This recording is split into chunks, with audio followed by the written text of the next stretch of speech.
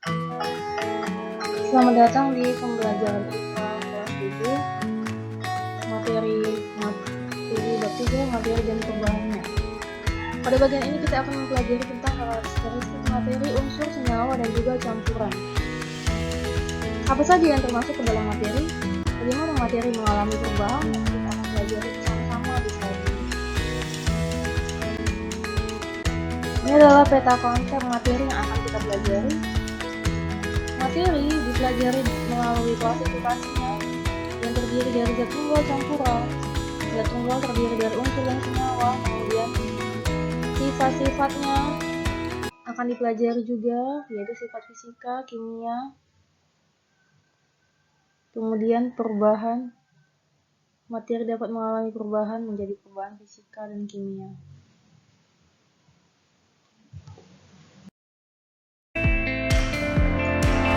Dari materi di alam berikut, dapatkah kamu membedakan mana yang termasuk unsur, senyawa, dan juga campuran? Kita bisa lihat gambar ini, di bagian atas itu adalah aluminium foil, kemudian di bagian kanan atas itu adalah gula, di bagian bawahnya ada teh, kemudian ada besi, emas, dan juga ini adalah campuran dari beberapa minuman. Kira-kira dapatkah kamu membedakan yang mana unsur, senyawa, dan campuran? Ada gambar ini. Untuk dapat memahaminya, mari kita pelajari dan simak pelajaran berikutnya.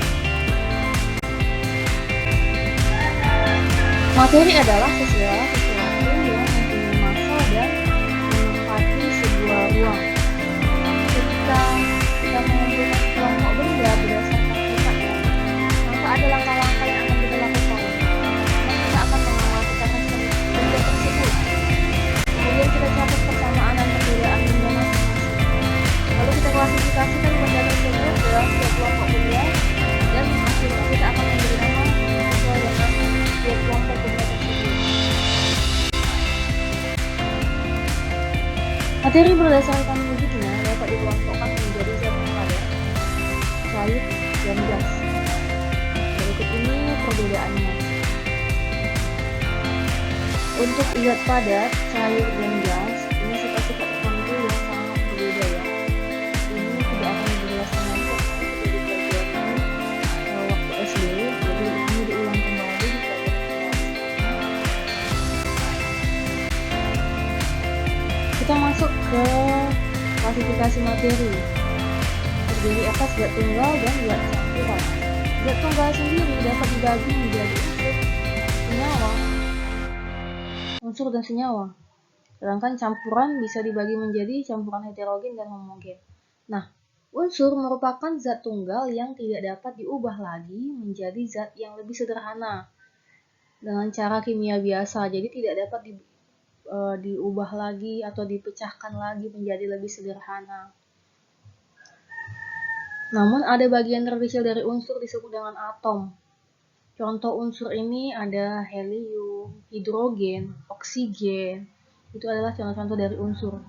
Sedangkan senyawa merupakan zat tunggal yang dapat diuraikan menjadi dua jenis atau lebih. Sederhana dengan cara kimia. Contohnya tadi kalau unsur itu ada hidrogen, ada oksigen. Sedangkan sekarang senyawa adalah zat tunggal yang dapat diuraikan katanya. Contohnya air. Nah, air itu memiliki rumus H2O. H itu adalah hidrogen, didapat dari unsur hidrogen, sedangkan O itu adalah unsur oksigen. Jadi senyawa itu biasanya penggabungan dari dua atau lebih unsur. Contoh lainnya adalah, contohnya itu saja ya. Kemudian campuran. Campuran adalah suatu materi yang terdiri atas dua zat atau lebih dan masih mempunyai sifat asalnya. Jadi bisa dua zat atau lebih. Contohnya adalah, ini adalah campuran homogen dan campuran heterogen ya. Jadi ini bisa penggabungan antara senyawa dan unsur. Nanti kita lihat lebih dalam contoh-contohnya. Oke, ini adalah kita akan bahas unsur ya.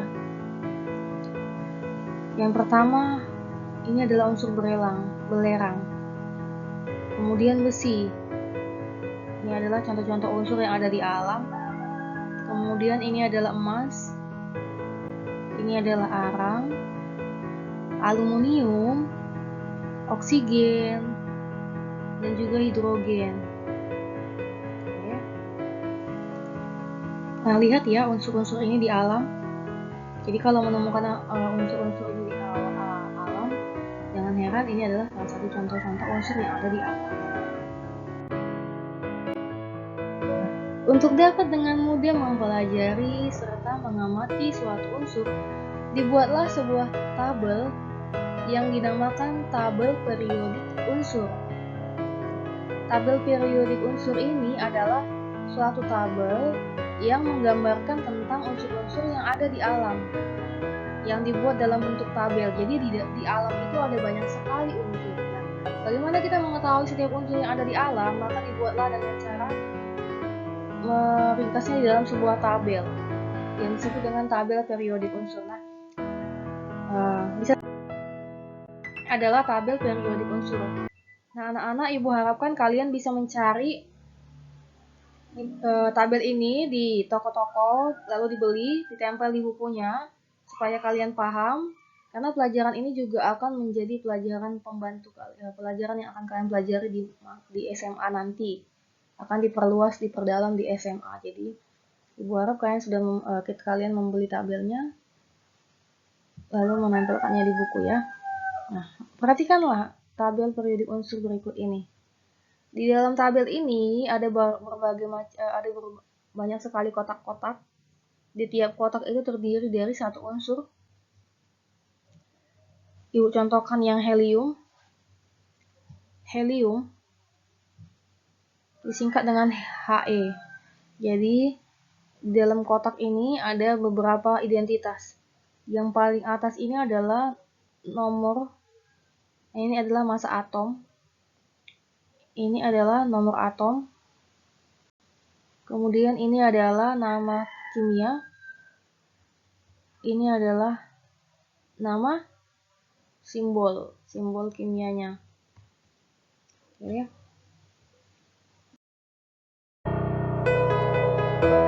Kita perhatikan unsur logam dan lambangnya di sini.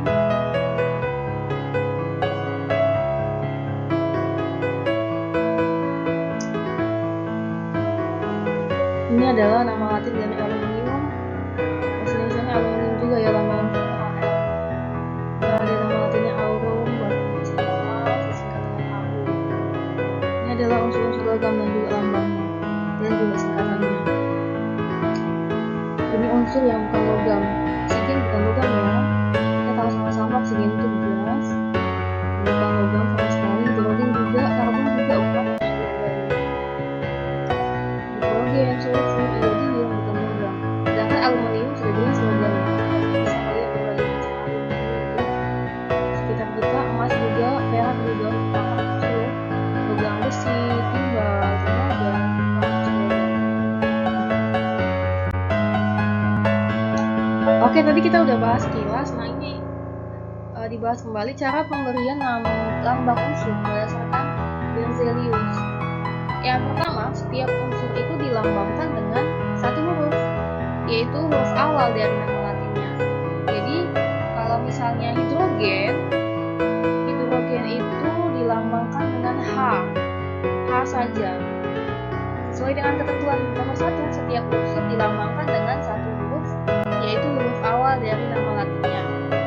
Contohkan hidrogen karena di sini tidak ada hidrogen ya. Jadi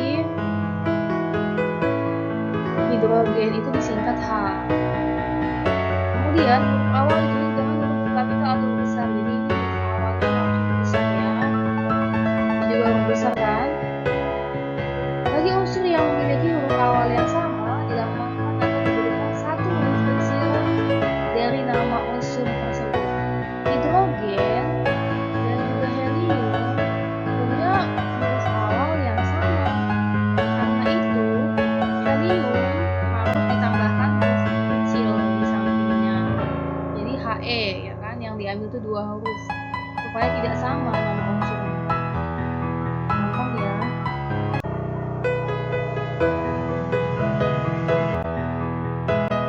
Oke, kita lanjut ke perbedaan unsur logam dan non-logam.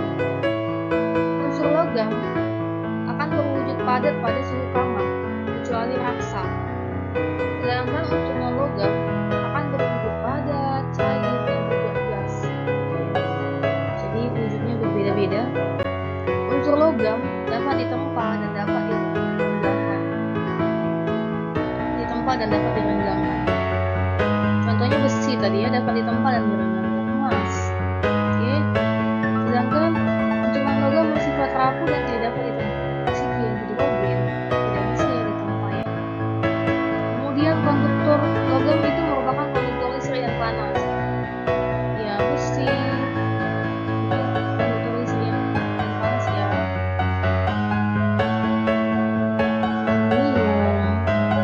Sedangkan non-logam itu adalah non-konduktor kecuali grafit. Jadi dia tidak bisa menghantarkan panas.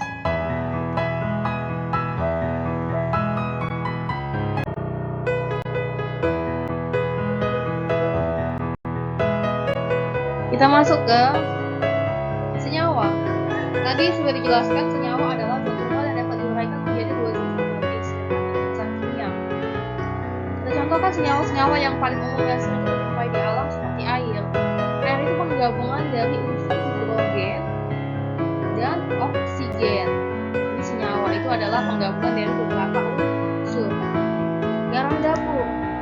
Garam dapur itu namanya natrium klorida.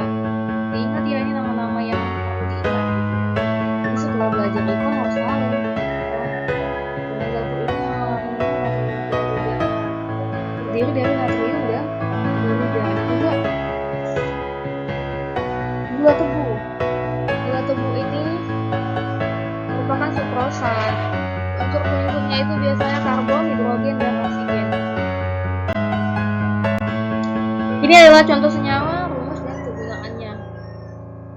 Natrium klorida digunakan dalam garam dapur, sukrosa, klorida. Nah, ini kalian pelajari karena ini akan sangat penting bagi kalian ya di dalam penapisan. Urea rumusnya adalah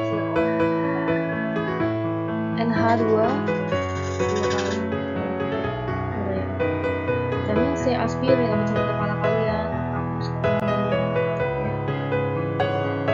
Jadi kalau dilihat natrium klorida ini terdiri dari 2 unsur ya, natrium dan klorida.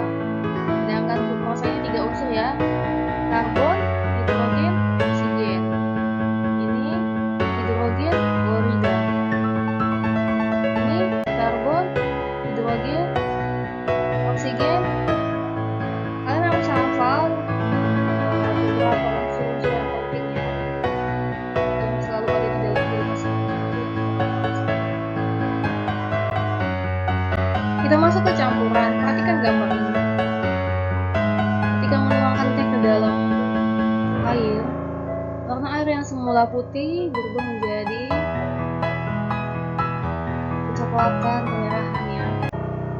Itu menunjukkan adanya pencampuran antara dua senyawa ya, sedangkan air saja sudah senyawa. Tambah lagi dengan teh. Jadi ada dua unsur atau 2 zat yang bergabung.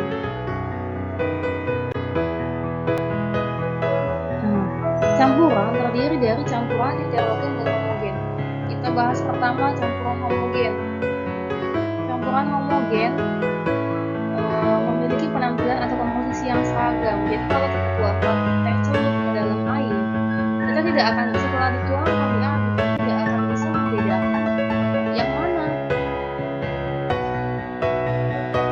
unsur-unsur yang dicampur ya, karena sudah menyatu. Penyusun campuran homogen adalah partikel yang berukuran kecil biasanya dan tak pasti. Partikel penyusunnya tidak akan mengendap bila didiamkan. Kalau ada campuran yang tidak punya endapan, dan dia menyatu, itu berarti campurannya homogen ya. Ini salah panah ya, ini homogen. Kemudian campuran homogen dapat dibagi menjadi 2 jenis.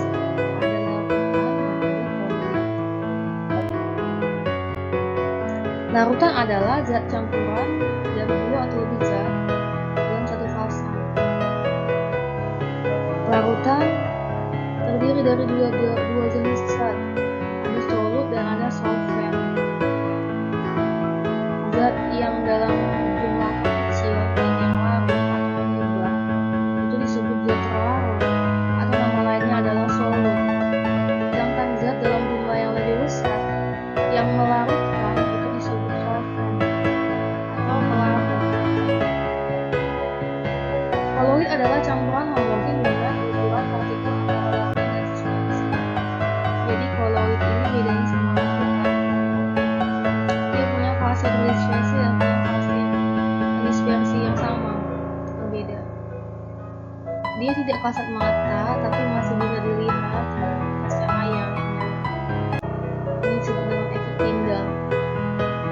Dia kasat mata, tapi kalau dilihat dari bisa dilihat bila ada bekas cahaya yang melewatinya. Itu namanya efek Tyndall. Kemudian ada campuran heterogen. Campuran heterogen merupakan campuran yang tidak menyatu.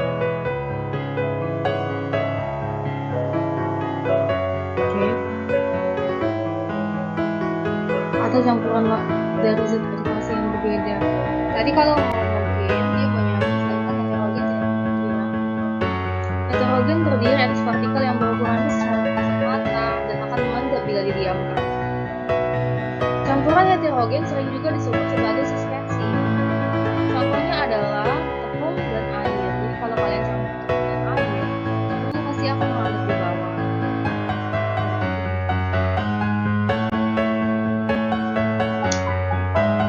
Campuran heterogen yang juga disebut suspensi ini merupakan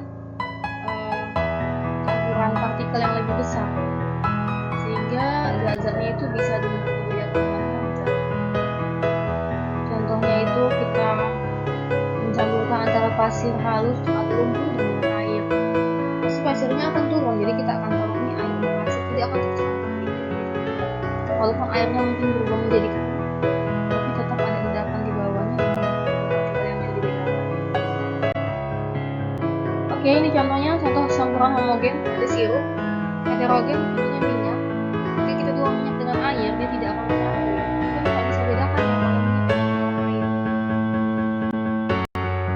Dari praktik kalian, kalian akan menyimpulkan gula plus air putih itu adalah heterogen atau homogen. Gitu ya, garam heterogen atau homogen. Gitu kan? Nanti kalian jelaskan. Nah, catat hasilnya di buku catatan lalu kirimkan hasil kegiatan praktikum ya dalam bentuk video di Jadi mulai dari menyiapkan bahan sampai pada hasil, kreativitas kalian, bagaimana kalian menunjukkan bahwa kalian melakukan praktikum itu melakukannya dengan baik, gitu ya. Kirim ke Classroom. Videonya tidak boleh berdurasi lama ya, karena nanti kalau misalnya durasinya lebih dari 10 menit, maka tidak akan bisa dikirim di Classroom. Itu saja.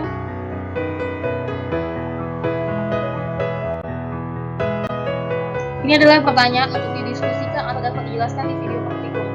Nah, yang pertama, campuran apa saja yang termasuk ke dalam campuran homogen? Jelaskan. Yang termasuk ke dalam homogen apa saja? Heterogen apa saja? Jelaskan. Lalu yang merupakan larutan, tentukan yang mana zat terlarut dan mana zat larut. Oke. Pelajaran hari ini semoga anak-anak bisa lebih memahami tentang jenis konflik senyawa dan campuran. Pengumuman materi kita bisa tetap belajar melalui LKS, kita dan juga sumber-sumber lain yang mendukung. Pelajari keseluruhan materi ini agar bisa tulis yang diberikan. Tetap semangat belajar. Terima kasih.